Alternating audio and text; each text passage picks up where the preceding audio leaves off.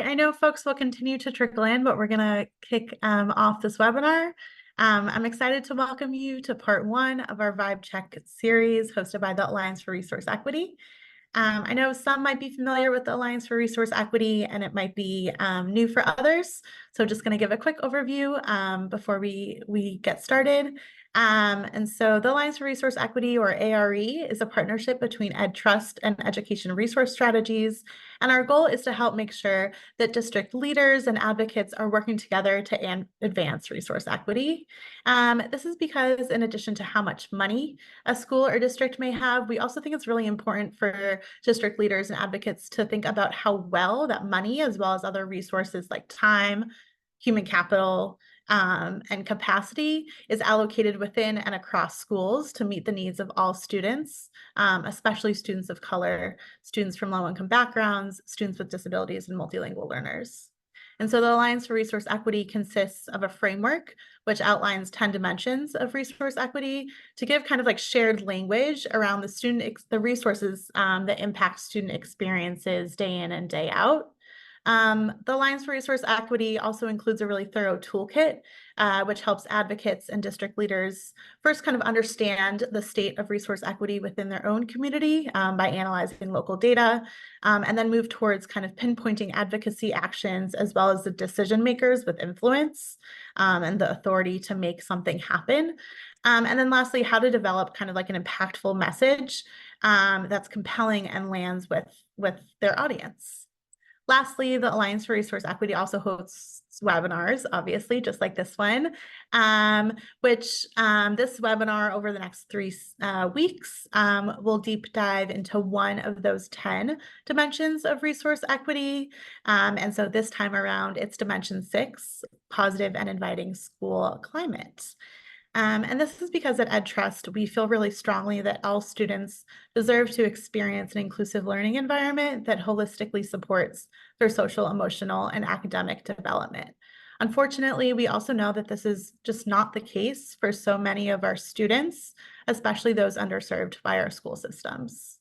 And so as we engage in advocacy around resource equity, it's important to be clear-eyed about 2 things. The first is that supporting students' social, emotional, and academic development, or at EdTrust, we like to say SEAD. Supporting SEAD is imperative work and directly impacts learning environments for students to thrive. And then the second thing is that when done well, this requires resources on the part of the district and often advocacy within the community.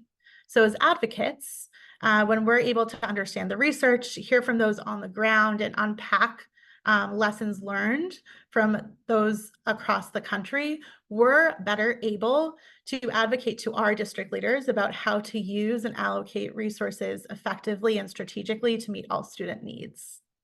And so today, the focus of our webinar is just to focus on one aspect of positive and inviting school climate, which is family and community engagement. And I feel so lucky that we're joined by my fabulous colleague, Carl Felton, today. He'll lead us in a conversation about what family and community engagement is and what it means to center trust and authenticity within relationships between families and school systems and educators. And then he'll moderate a panel with fabulous panelists, and I'll let him introduce those panelists when we get to that point. I think that's it for me. Just one additional thing to add, which is that we'll have time for Q&A at the end of the webinar. So as questions come up for you, feel free to submit through that function, as well as use the webinar chat, which I see we're all already doing. And we'll return to the Q&A at the end of the webinar session. And I think that's it for me. So I'm going to turn things over to Carl. Thank you, Shayna. What a great introduction. Hello, everyone. My name is Carl Felton, and I'm a policy analyst here at the Education Trust, or also known as EdTrust. Today, we're going to be talking about developing an ecosystem for authentic family and community engagement. I have myself have been here at EdTrust a little over 9 months, and am really excited to dive into the SEAD work, as Shayna has already described to you all. I operate in many areas that overlap SEAD or intersect with SEAD, such as family engagement, school climate, chronic absenteeism, school safety, discipline, you name it. If it's related to SEAD, I'm involved with it. along with two of my other colleagues. But today, I'm really excited about our conversation around family engagement, as this is a topic that is near and dear to me. I've been involved in family engagement pretty much all of my career in education, as family engagement is a major part of education. And I'll take you all on a little bit of my journey. Many years ago, I worked at an organization called Hartford City Mission. And when I worked at Hartford City Mission, I was an after-school site manager at one of the three sites, and during that time there, one of our key components of that program was tutoring and homework help. And in that program, we had about 30 plus students per site, but we had a major issue. We had a issue with attendance, of course, and part of that was our board of directors would want to engage in a lot of punitive practices in increasing our attendance with all these types of standards that would get students unenrolled. And one of our sites that didn't struggle with attendance as much, they didn't really have to implement anything, but our other two sites, one of which I ran, we had to figure out how to get at least 90% attendance on a consistent basis. And with that, one of our sites were implementing under the direction of the board of directors. But I myself, I saw that students were struggling, families were struggling to get to program on time or get there at all. And so what happened after a couple of weeks, I began to engage families. I began to ask them what were the barriers. And I realized that there were some barriers in the community that kept students from arriving on time, if at all, due to safety concerns. What we also learned was that there were some transportation issues from our two local schools that were in the neighborhood. And what we realized is we needed to get everyone to the table, the families, the parents, the teachers, the school principal, and even a member of our board of directors, and figure out what supports could we put in place. And so one of the teachers at a local school actually was a volunteer at our after school program. And what she did was she took it upon herself to volunteer to escort a group of students to program. And we then had a parent who had access to a couple of vans that would provide transportation from some of the other local schools. But this would not have been possible if we did not take the time to engage the families, engage the schools, and engage all of our resources to support the getting students and families in program and getting the support they needed, transportation wise, safety wise, all of the above. So this is one of the many examples of what my wake-up call was, which was a little over 10 years ago, as to the importance of getting everyone to the table to support family engagement, to support solving issues, solving problems, addressing barriers. And so with that, that was my aha moment. And that's what we'll be talking about today is what it looks like to engage families in an authentic way to meet their needs. But what is family engagement? Well, the National Association for Family and School Community Engagement defines family and community engagement as a shared responsibility involving schools and other community agencies engaging families in meaningful ways to support the learning and development of children. Family engagement is a tool or a strategy or a resource or a process that we utilize to get students what they need so that we can care for them, so that we can educate them, so they can get the support and holistic development they need to not just learn, right? That, of course, it's a part of our academic process or approach, but also so that we can support their development throughout life, right? This is the working definition from what we are talking about today, and this is how we view it and work from this lens. With that, actually, let me go back.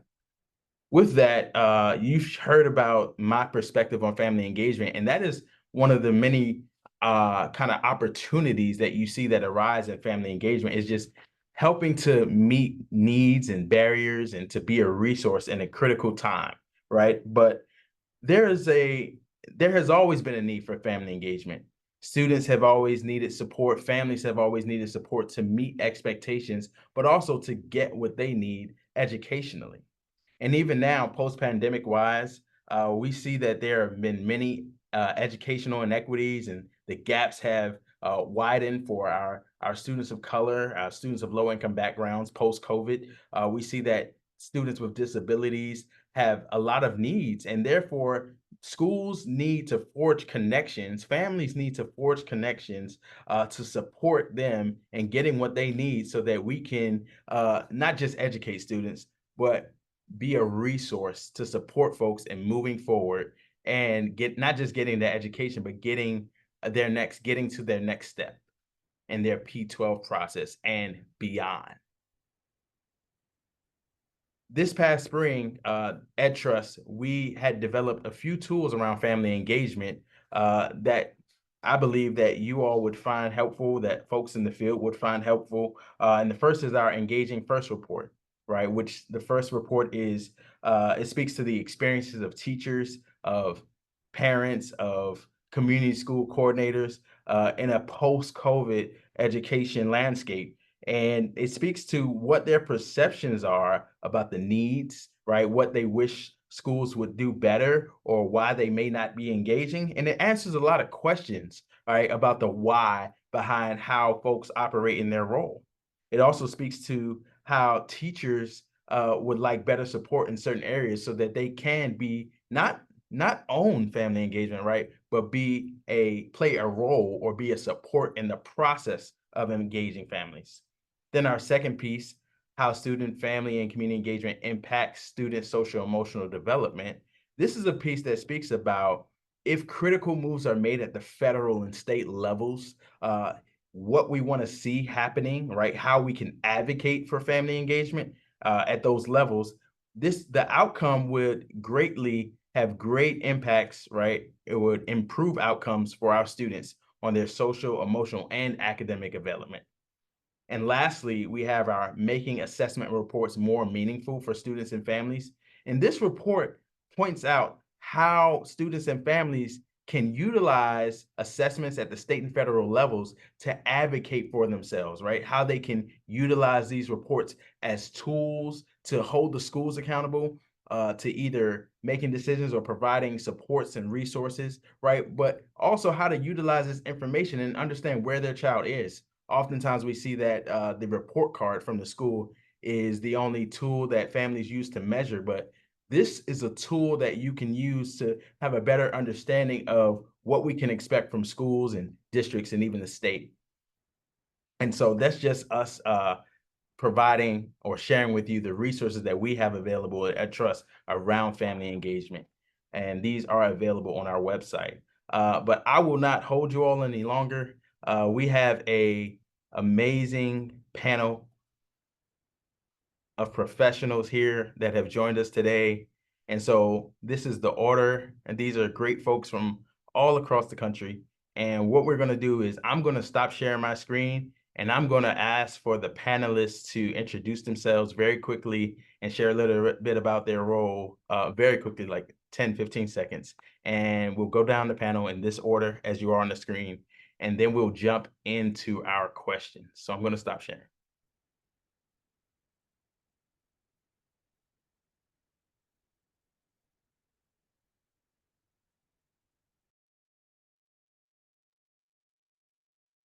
All right, we'll start with Nancy. Hi, everyone. My name is Dr. Nancy Duchesneau. I am a senior research manager with EdTrust's national office. I work with Carl on SEAD things, and absolute pleasure to be here to speak with you all.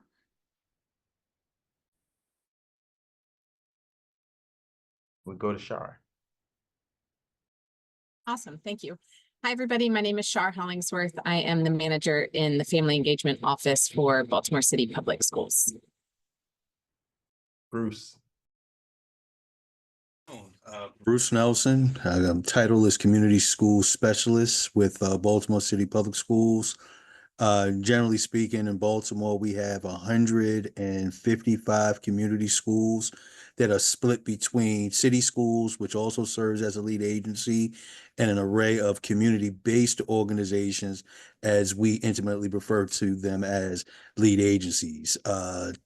Generally, in my portfolio, there are 19 community schools that I support. Thank you, Bruce. Kwesi? Kwesi Rollins, in charge of leadership and engagement at the Institute for Educational Leadership, which is in Washington, D.C., home for the Coalition for Community Schools, as well as the District Leaders Network on family and community engagement, where we obviously focus on supporting the sustainability and the expansion of community schools, and also really focus on improving systemic family and community engagement, district-wide family and community engagement. Thank you. And last but not least, Tracy. Thank you. Hi, everyone. Good afternoon. My name is Tracy Teeter. I serve as NCFL's National Director of Community Impact. Have the pleasure and opportunity to work deeply in community to seed systems of support through family learning systems, and also to lead NCFL's portfolio of statewide family engagement center work in Nebraska, North Carolina, and Colorado. Awesome. Thank you all. Looking forward to our conversation here this afternoon. First question goes to Tracy. First question is, how do we build and maintain authentic trust and relationships between families and educational institutions? And what has to happen from the beginning to set the stage for success? Thank you, Carl. And you mentioned so much of this in your introduction.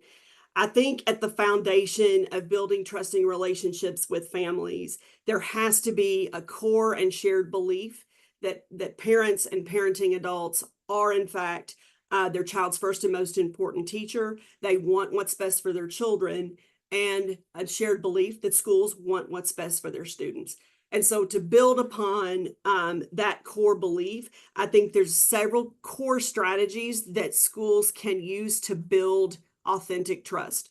The first is engaging in reciprocal communication.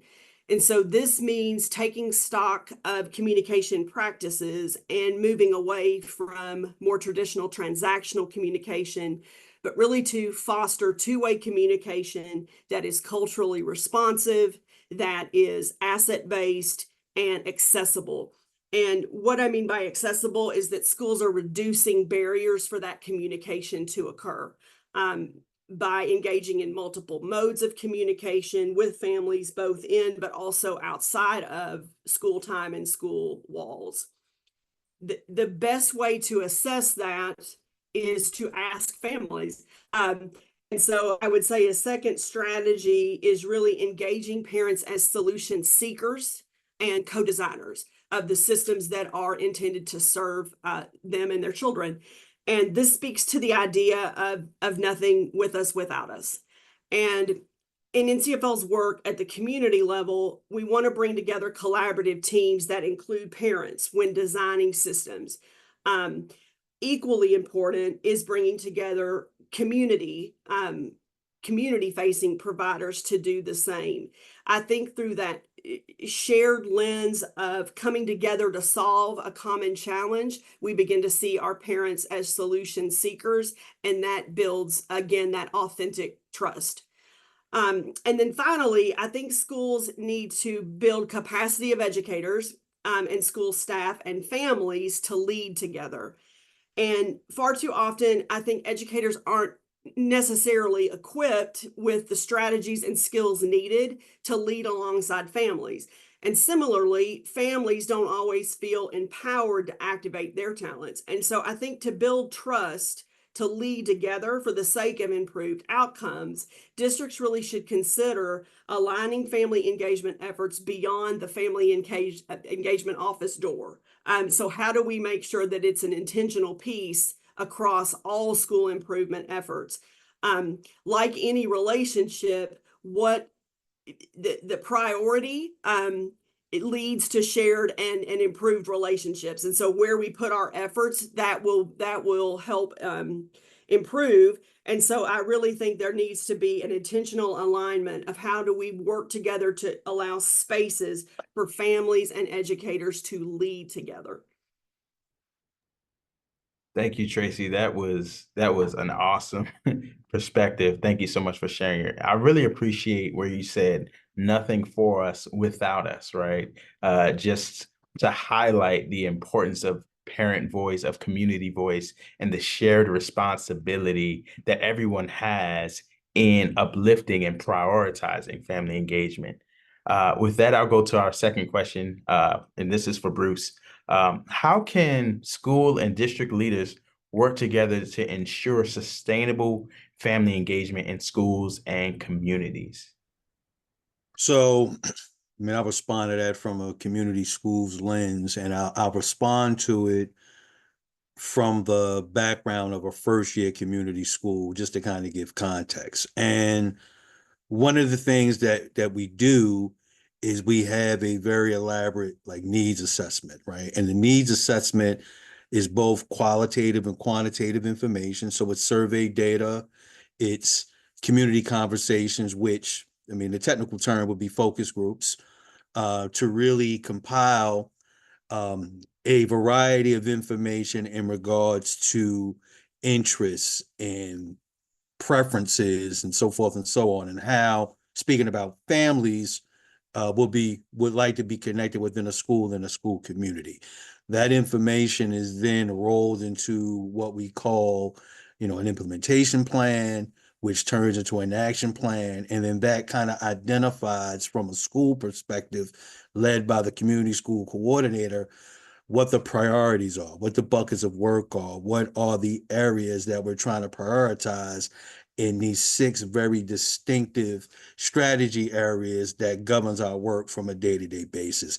All of that to also say, cornerstone to the work or relationships, and being able to have your staff be able to engage families, have real conversations about families, building trust dynamics within families, ensuring that the way that you support children is also making sure that you have strong ties to their families, so that you do have open dialogue, two-way communication, and are really doing an assessment about the needs of the family, not necessarily about the student who attends a school that represents the family. So structurally, that's how we support.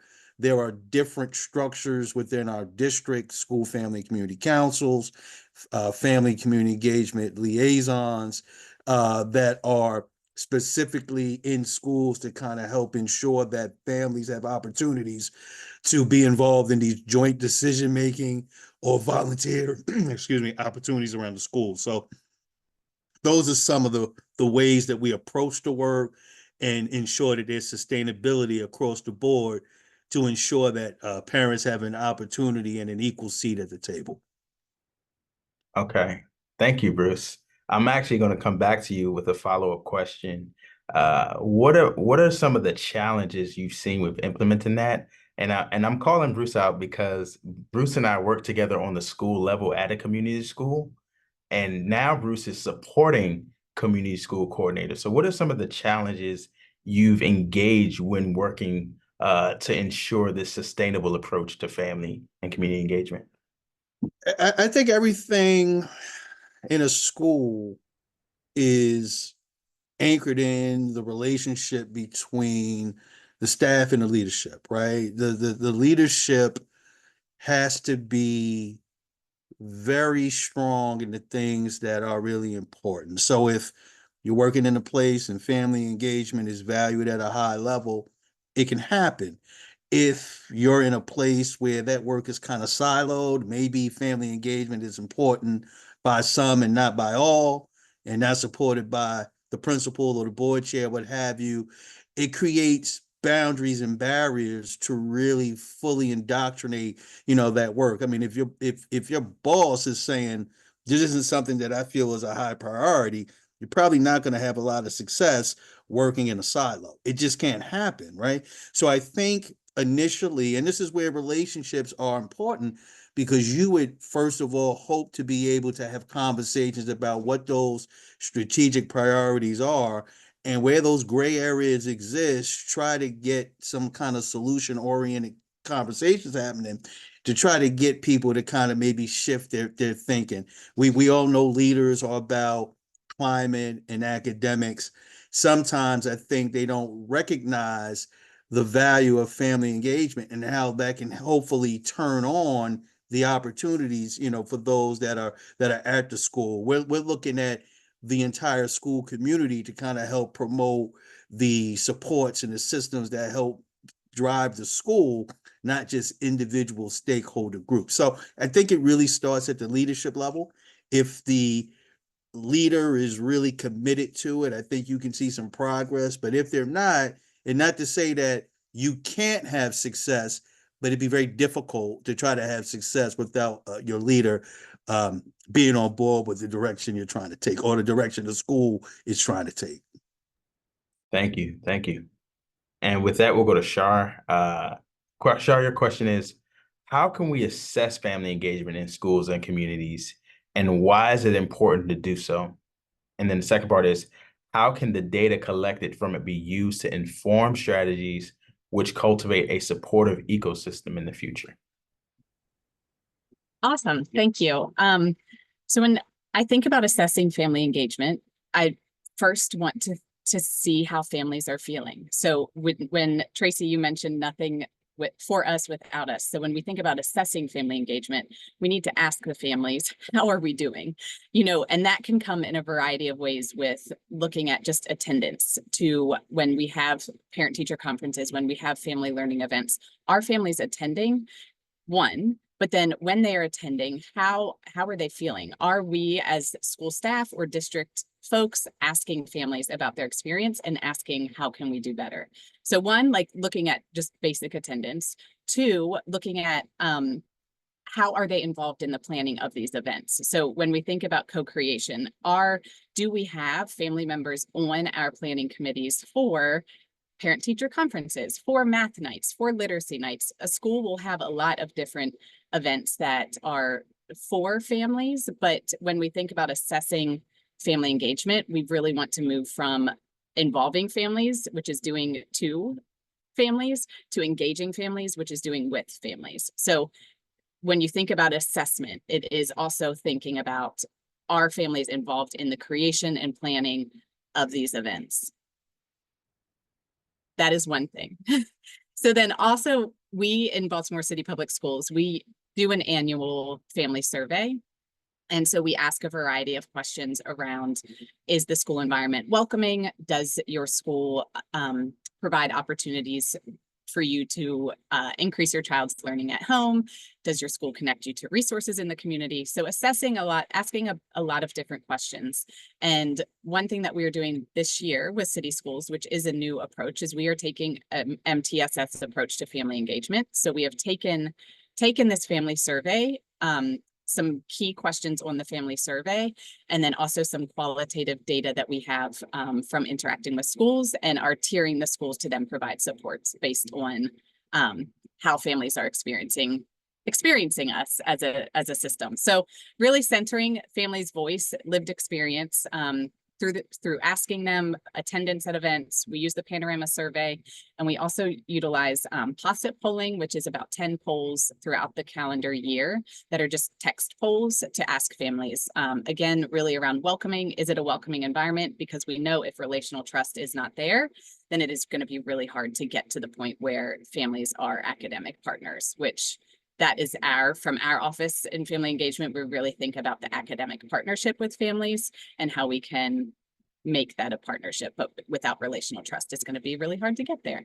And then also, thinking about staff, assessing family engagement also comes with staff mindsets, and ensuring that staff have the tools to have data sharing conversations, to talk about parent-teacher conferences, in ways that are truly supportive and asset-based, and teaching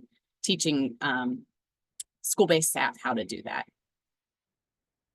That is awesome, Shar. And everything you're communicating reminds me of what research said just about When there is a family engagement effort in the school, it increases a student's graduation chances, right? And it gives them an opportunity. It's because of that shared responsibility between the families, between the schools, right, between the district, right, and all the different community resources. A student's chances of not only graduating but pursuing a post-secondary education are improved based upon these efforts. So thank you for that. That is important, vitally important. Our next question goes to Kwesi, and we're building here, everyone. How can schools and community members and advocates ensure that districts and schools are centering the voices and experiences of families, particularly families of underserved students, such as students of color and students with disabilities, in their family engagement efforts? Thanks for that. Yeah, it's a great question. And I think when we build off of the definition of family engagement, while it is a shared responsibility, it really is the primary responsibility of schools and districts and our institutions to take the lead, to use their platforms and their bandwidth, all of that, to engage families. And very often we find ourselves blaming families for not being engaged, when in fact it really, while it may be a two-way street, schools and districts are really have to drive that role. I want to double down on a couple of things. We have the opportunity to work with a lot of parent-led organizations around the country that are grappling with this question. And it seems always kind of, in some cases, have genuine access to the collaborative table or have genuine access to key leaders, but in many cases, they're constantly battling, constantly fighting, having to move through partners with community-based organizations and other intermediaries to facilitate that. And I think, and one of those reasons is, as Tracy, I want to double down on two things. One, Tracy talked about capacity, build capacity. Good engagement is a capacity. And while some folks may have a natural inclination to engage community more than others, it is a capacity that can be built and should be a priority, especially in times like this. And even though, lumping student, family, and community engagement makes for a nice sentence, they really are different things. Student engagement is different from family engagement, is different from community engagement. And while they do have some common elements, obviously, and some common behaviors in terms of doing it well, they really are different animals. And then if you're talking about grade levels and other things, there's a lot of complexity there. And so what it comes back to then is part of what Bruce alluded to, is really leaders, how we use our positions, our platforms, our spheres of influence, whether depending on where we are on the leadership chain, to really facilitate access, to facilitate opening the table, to push the envelope, to push, what I've experienced over the years is, most folks have a set of principles and a set of espoused values around the importance of engagement. They deeply believe it in their hearts. But when you examine their practice, their budgets, their structures, their other things, it doesn't really match with their espoused value. And we see ourselves as working right in there. We're trying to bridge that gap between, well, you say you deeply believe in that, but if you did, then you might actually not cut your family engagement staff at a moment where we need more family community engagement, or you might actually have your family engagement leader on the cabinet or closer to the cabinet than where they are. Those kind of questions. And so folks have to constantly be asking those questions. Parent leaders have to be informed about what it means, and so that they can advocate for themselves. And then everybody up and down the chain of leadership, because leadership occurs at so many levels, has to be informed and has to push the envelope. And then those of us who have spheres of influence in any way, shape, or form have to ask those hard questions. With disability, we talk with funders all the time who are deeply committed to equity. And when you ask them about disability, well, we don't know much about that, or well, we don't, and then when you say, well, kids of color with a disability are the least well-served kids in the universe. And so if you're really about equity, you ought to figure that out. Well, wow, I didn't realize that. Yes, and COVID made that clear, right? So So part of it is asking hard questions also, not to criticize, but really to open minds and to get folks to kind of think more broadly. So I think the folks on the advocacy side of the equation know that, and they push and they push and they push. And then those of us that are in a position to help leverage them and their passion have to do that. We have to always be doing better. We have to ask hard questions. And we have to use our spheres of influence in that way. So Thank you. Thank you, Kwesi. Listen, I have a follow-up question for you, but after you finish your response, I would love for any of the other panelists to weigh in on this. What would you say to the principal or the school district that says we just don't have the money to invest in family engagement? Right? What would your response be to someone that said that? Well, you can't avoid it, and some of it, and some of it is, and this is where sometimes districts make a mistake. Sometimes these things are introduced in such a way where it's such a huge new operation that it's overwhelming and people don't get it, as opposed to kind of introducing it as a common sense kind of thing. This is something that I'm sure Bruce and Shaw can relate to. We work with a district where the number one priority is chronic absenteeism, and they have heavily invested in community schools, and they got community school coordinators, but the community school coordinators in all the schools didn't have access to attendance data. So how can you be working on chronic absenteeism if your community school coordinator doesn't have access to attendance data? Now, some of the coordinators had access because they had good relationships with their principal. Others that didn't have good relations with their principals are waiting on the district to come up with an MOU and all this other kind of stuff that, those kids will be in college by the time all that paperwork is done. We don't have that kind of time, right? So part of it is how it gets introduced, and how we simplify it for folks, because it's not exactly rocket science, although there's lots of evidence. You know what I mean? So, but it's how we help people make meaning of the evidence and say, hey, you can't avoid not engaging families because you need families. You can't achieve your goals without families. So this whole idea that you don't have the money to do it, that's just, you got to unpack that. Let's unpack that together. Let's see what that means. Good. Yeah, I'd like to follow up with that. So, I mean, I think that, it comes back to resources and equity and all of that kind of thing. I mean, Carl, I think you remember my pitches were always twofold. There are family engagement activities that you can sponsor that may cost something, that may be transactional, that may be to support learning at home, or there could be these social gatherings that don't necessarily require little to anything, right? Opportunities to just get people to gather and talk and laugh and share and try to figure out where everybody's common themes are, right? What are the things that make people light up in the morning or develop these really positive thoughts about like who they are, making connections, like what we do, right? When we go to meetings or whatever, if you go to a family gathering, one of the things you're trying to do is trying to figure out who can I connect with while I'm there. And it doesn't have to be anything super sophisticated. It could be as basic as a football team, or do you have children, or what school did you go to?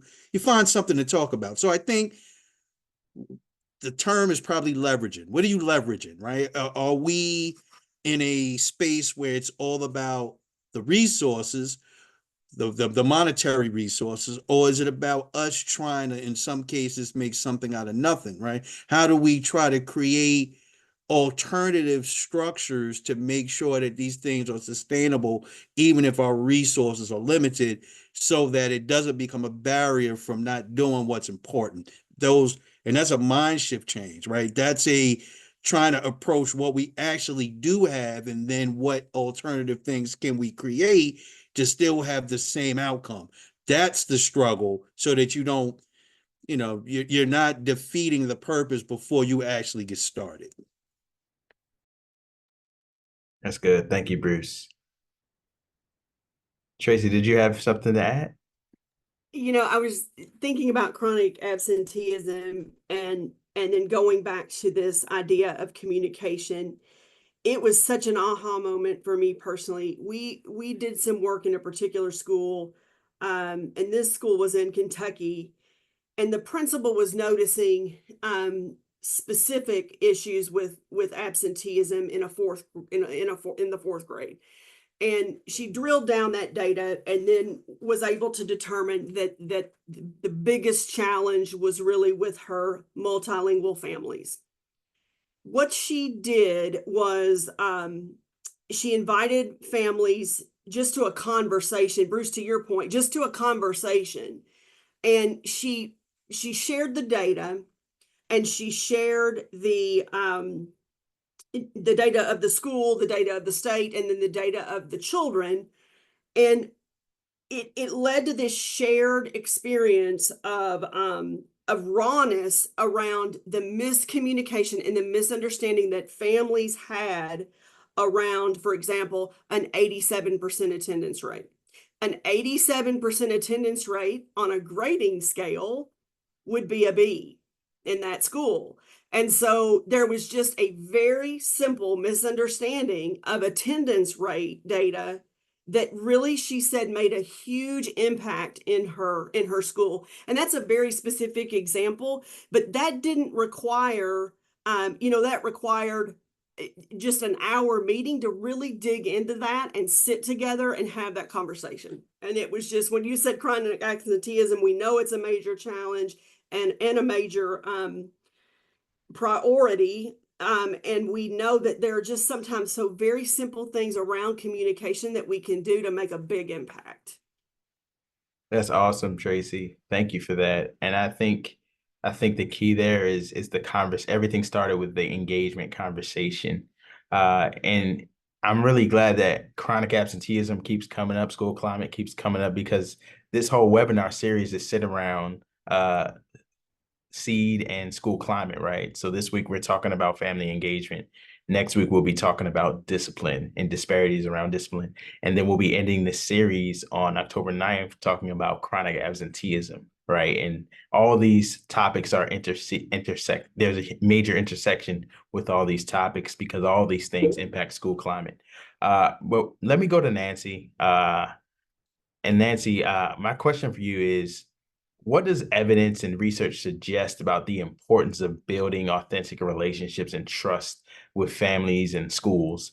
And how do these factors motivate families to actively engage in their children's education? Yeah, so the truth is that I'm mostly going to be reiterating what everyone else here has already said, because they've frankly already answered that question already.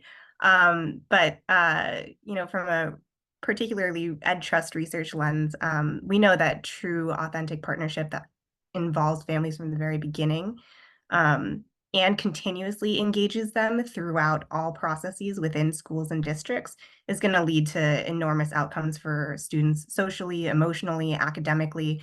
In terms of the biggest priorities that schools and districts have right now, particularly around chronic absenteeism, we know that family engagement is essentially the major solution for that. And we know that from EdTrust research, particularly in our Engaging First study, that this engagement just isn't quite happening at the level that it should be. Parent-teacher conferences, for example, in our study were found to be the most prevalent form of family engagement, and yet still only 2/3 of the respondents said their school offers them. And that includes teachers agreeing with that. Only 1/3 of parents reported some other form of engagement. And only 10% of parents report having home visits, which is so crucial for building relationships outside of school between parents and teachers, and getting a sense of really what's happening within students' lives and understanding their strengths at home. And so that's particularly concerning for me because with EdTrust, one of the things that we really deeply care about is making sure that within family engagement, we're seeing families and students with a strength-based lens, that we are seeing what they bring to the table. And so this conversation around well, we don't have the money for it, right? Is always so frustrating for me because it's an investment that comes back like twice, 3 times, right? Like in terms of what they bring to the table. They bring so much back to us in terms of what schools can't already like get involved in because they don't have the resources. And community engagement in particular is so crucial for that too, right? Because we know during COVID, while kids weren't in school, they were still engaging with their community organizations, and they built really strong relationships with those organizations that many parents and students still don't have with their schools. And so using, and to Tracy's point, leveraging community organizations and community partnerships to bring parents and families to the table is going to be such an important strategy. And we know that like parents want to engage. From our study in Engaging First, we found that over a third of parents, even though they say they're overall satisfied with family engagement in their schools, they feel they need more ways to engage. And we know that parents are significantly aware of the benefits of things like in-person learning, collaboration, engagement, and that they are doing their best to address things like absenteeism for their kids, but they need schools to help them and support them. And so we also need to think about, though, like which parents are experiencing which barriers and really think about that critically. We know, for example, that from our Engaging First study that many parents from multilingual and low-income backgrounds feel less welcome by school staff. Among Black, Latino, and multilingual students, 1 in 5 had previous bad experiences with their child's school and felt that was a major barrier to engaging because they didn't feel welcome anymore. We also know that like on the academic side and, academic partnership, like Shar was saying, is so important. Only half of parents and teachers reported that schools are providing information about whether students are meeting academic expectations, which, as parents, they absolutely want to know what's happening in terms of academics, and they can't partner with schools if they aren't in the loop on what's happening. And so we need to really think about removing those barriers to engagement and recognizing that the onus is on the system to do that. So thinking about like the conflicts that parents have with work schedules, a lack of transportation, a lack of childcare. So thinking about what Shar and Bruce have been talking about with like an MTSS approach, right? Making sure that we're using wraparound supports for families and students, but also making sure that parents have things like childcare and transportation to get to engagement activities. And if not, maybe thinking about a virtual approach. And so lastly, I just want to go back to this one piece about parents not feeling welcome. I think like the largest barrier that schools really need to address is creating that sense of belonging for families to engage. And so that has to do with addressing systems as well as mindsets, as my colleagues here have mentioned, making sure that the adults within the schools recognize that parents do care, that they do want to engage, and that they are doing their best, right? And we know that from media, plenty of media right now is saying the opposite. It's showing that a lot of adults within schools don't think that parents care, and they do.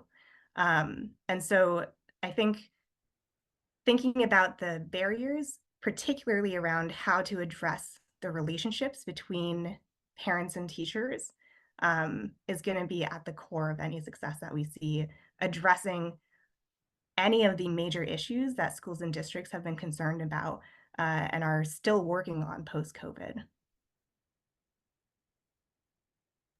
Thank you, Nancy. That was great. I really love the way you spoke about chronic absenteeism and the experiences of parents and feeling welcomed. And one thing I like to highlight with folks around family engagement is all the different barriers that exist for student chronic absenteeism. There are parallels with parents and family engagement and their engagement, right? The importance of a sense of belonging, the importance of trust, the importance of the connection, the importance of reducing barriers or acknowledging them, right? There's an intersection there that exists that must be highlighted. But before we begin to land the plane of the panel, would love to have one of my colleagues share maybe a question or two from the chat for our panelists. Yeah, definitely, Carl. We've got one here from Jeff, which is great. What is the single most impactful thing that can happen over the next 5 years to support family, school, and community engagement work? And how can public policy help that happen? Small, I know.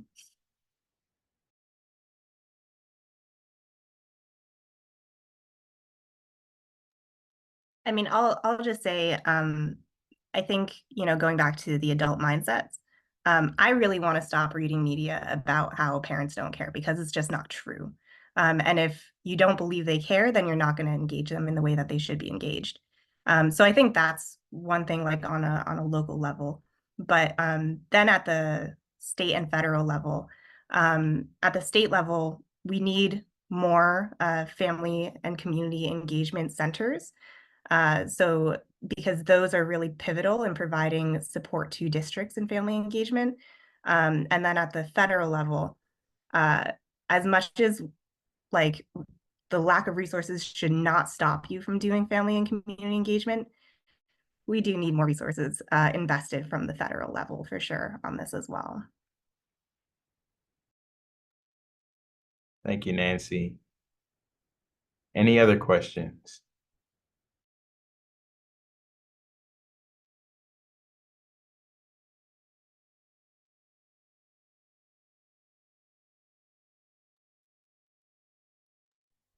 Sure, I can pull another one from the chat, which is what can advocates do to help their school districts engage in more equitable and effective family engagement practices?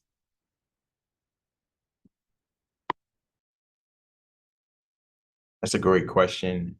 I believe that everyone has a role to play, right? We've spoken about what schools can do, what parents can do, and advocates. We actually have some resources that we're going to share today that discuss what advocates can do. We have a state level policy recommendations list. We also have a federal recommendations policy list. I'm going to get these up for you very shortly on the screen. But advocates, it's all about playing in the lane that you're already in, right? And so you all are uniquely positioned to make a difference, right? And advocate from your position that you're at right now. I'll also add, we are in a webinar for the Alliance for Resource Equity. We have a number of really great tools that advocates at the local levels can use to bring to their districts, to their school leaders, to really push for thinking about how to improve learning environments as well as general resource allocation in equitable ways. And that the tools are designed for conversations between advocates and families with district leaders. So highly recommend you check some of those out. I think, if we're talking advocacy, I think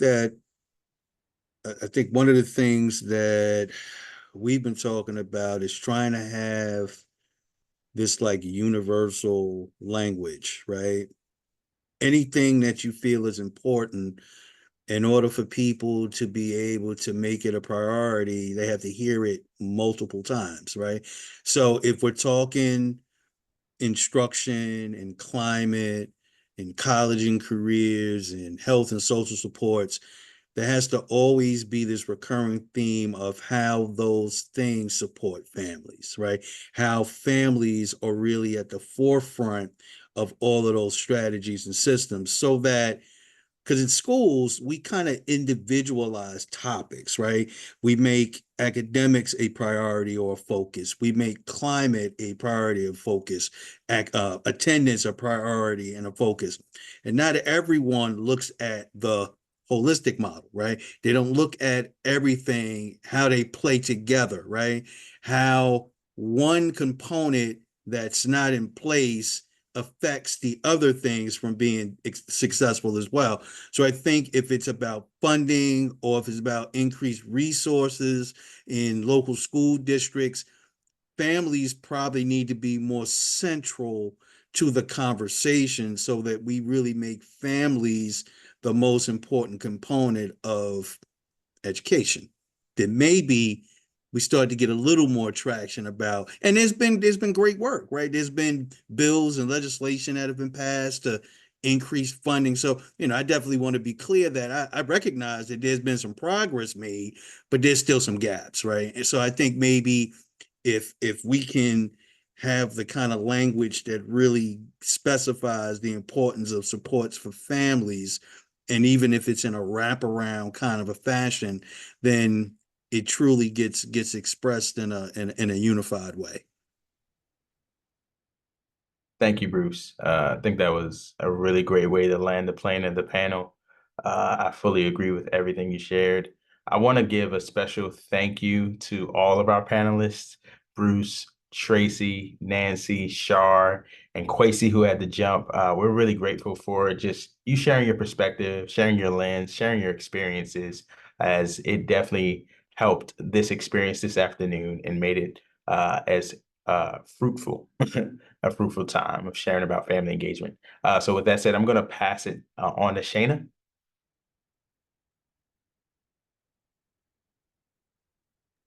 Great, thanks so much. And just want to reiterate my thanks to all the panelists for their expertise and time today. I just want to close us out by also providing an opportunity for you all to provide feedback on today's session. So I'm going to chat the link. There's also a QR code right here. Just a few quick questions, and we encourage you in these next 2 minutes before you log out to quickly just indicate what worked well for you and ways to improve as well, so we can make sure that these sessions are useful to those on the line. And then don't forget, join us next week for keeping kids safe with positive school discipline. Same time, same place over Zoom. There's its own unique registration link. And then the week following as well, we'll be talking about chronic absenteeism as well.